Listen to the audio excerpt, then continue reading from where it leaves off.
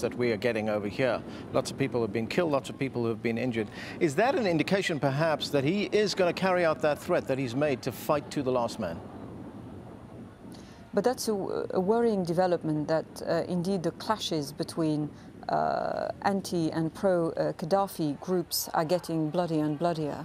It does look like, you know, he's a bit desperate to try and get control over this situation again very quickly.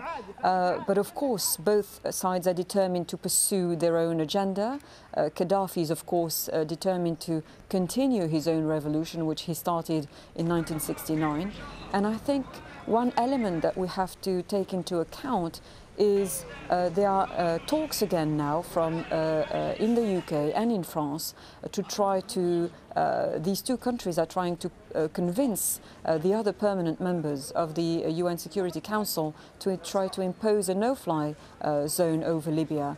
And that element is one sure way to rally more support around Gaddafi, as the Libyan population will view it as a declaration of war and indeed foreign interference in domestic affairs. OK, Ms. Ramdani, thank you. That was Nabila Ramdani talking to us from London. Now, the fighting in Libya continues to fuel a major humanitarian crisis as migrant workers flee to neighbouring countries. Mohammed Val has been monitoring the situation in the Tunisian border town of Ras Ajir.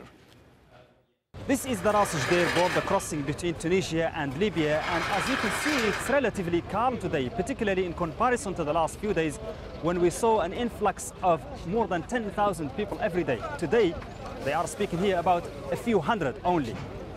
And as you can see, there are more aid workers and Tunisian security and military here than foreign workers trying to get out of Libya. We have been talking to various people trying to understand why, considering that we know that there are still hundreds of thousands of workers stranded in Libya. There are a lot of West African, sub-Saharan African migrant workers in Libya are afraid to leave wherever they're hiding. I have spoken to Ghanaians, Nigerians, Malians, Chadians. They all say that they're afraid. They're afraid of violence, they're afraid of being beaten up by what they call local youth. We also have contractual workers coming from Asian countries. Their company are probably still keeping them on contract. And then you have a lot of migrant workers who've paid a lot of money to intermediaries to come here and work in Libya, and they're probably hedging their bets for the moment, depending on how the situation evolves. And of course, there's the overall military situation on the ground, which is obviously probably not propitious to people moving towards the border areas. According to international relief agencies, more than 1 million foreign workers are still in Libya. Whether they have decided not to leave or came under pressure from the Libyan authorities is not clear. But what is clear is that just crossing the border is not the end of the troubles for many of those foreign workers. And as you can see, we have thousands of Bangladeshis here who have been stranded for more than a week, unable to find any means of transport back home. Now, while much of the oil industry is now in the hands of Libya's opposition, revenues from the sale of oil to Europe are still going to Tripoli. Let's get more on that from Felicity Barr at our London News Centre. Felicity.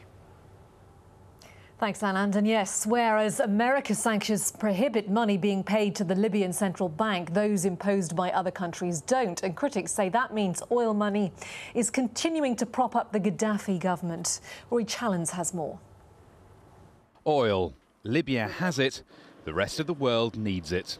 Under the hot, dry desert sands lies the source of 95% of the country's export earnings. As the Libyan government cracks down on protesters, the international community is trying to push Colonel Gaddafi's financial pressure points. But this British newspaper says the oil trade is still pumping millions of dollars into the country and potentially into the hands of Gaddafi's regime. Is the money from the central bank being used for the good of Libya, for the citizens and for his economy, or is being used as the pocket money from the Gaddafi family to do whatever they are doing right now in Libya? That's a big question mark that no one can answer. But at the moment, the sanctions in Europe are only targeting individuals, so like the family of Muammar Gaddafi, and they are not targeting institutions such as the central bank. The web of international sanctions brought down on the Libyan government has plenty of gaps in it. AlJazeera understands businesses from China, India and Austria are still buying Libyan oil completely legally. That's not to say the violence isn't hurting the government's pockets, though. Libya's oil fields, like the ones in the Sirte Basin, El Bouri and El Hamra, provide Colonel Gaddafi's regime with 80% of its revenue. In 2010, exports were about 1.3 million barrels a day. Last week, that had slumped to under 600,000 barrels a day, and it's still falling.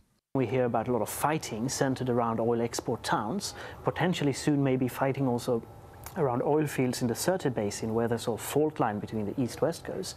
Well, that spells deep problems potentially for an industry which already needed a lot of investment to sort of retake what it had lost over the last 2-3 decades. But despite Libya's financial vulnerability, there's been little international talk of an oil embargo. There's scant desire for action which might push oil prices higher, regardless of how many Libyan lives that oil money may cost. Rory Challens, AlJazeera. Well, foreign oil workers and other expatriates are continuing to leave Libya as various European countries evacuate their nationals. Malta, of course, has become a hub for countries trying to get their citizens out. Some 12,000 oil workers have already been evacuated by air and sea to the Mediterranean island before continuing to their home countries. Well, the influx of migrants from North Africa to the European Union does continue. 22 Tunisians were found adrift in a sinking boat close to the island of Lampedusa.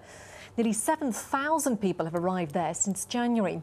But bad weather is now making that crossing increasingly dangerous, as Jim Spencer reports. These pictures were captured by a Tunisian man on his mobile phone. After 6 days, he finally makes it to European shores. He is just one of the nearly 7,000 people to arrive on Lampedusa in the past 2 months. I wasn't scared, it was fantastic. The journey on the open sea is dangerous. But we are very brave. We are very brave. Many are from Tunisia and Egypt, but many more are expected from Libya in the coming months, and they travel on whatever boats are available. On Saturday, the Italian Coast Guard rescued 22 Tunisians crowded onto a tiny fishing boat and about to sink. They'd made a distress call and were soon towed into Lampedusa port. Ahead of them is an overcrowded holding centre, where despite the assurances of the town's mayor, resources are said to be very strained. We are certainly expecting more arrivals as the weather improves. We're also aware that the summer high season is fast approaching, but I'm not too worried because the migrants are all now contained inside the holding centre, in that model structure, which I've many times described as a 5-star hotel, where all their needs are met. But many crossing the Mediterranean aren't so lucky. The wooden crosses in a cemetery nearby tell a tragic tale that's all too common. Just hours before the rescue here, a boat carrying 6 people sank off the coast of Sicily, and everyone on board died. And as the fighting continues in Libya, there's no doubt many more will risk their lives for an uncertain European future. Jim Spencer, AlJazeera. OK, yeah.